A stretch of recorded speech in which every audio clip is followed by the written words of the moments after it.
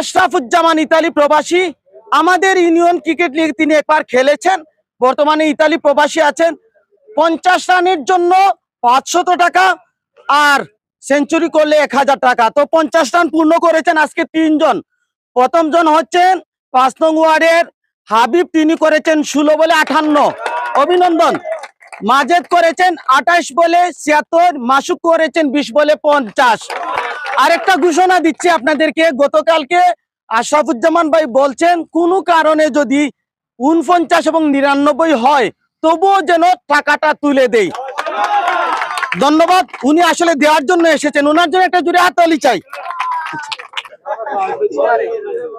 অভিনন্দন ভাই। মাসুকের জন্য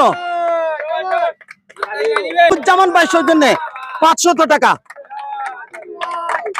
আমার পক্ষ থেকে 500 টাকা। দাঁড়াও, আরো আছে, মরম ভাই দিবেন, ভাই যান।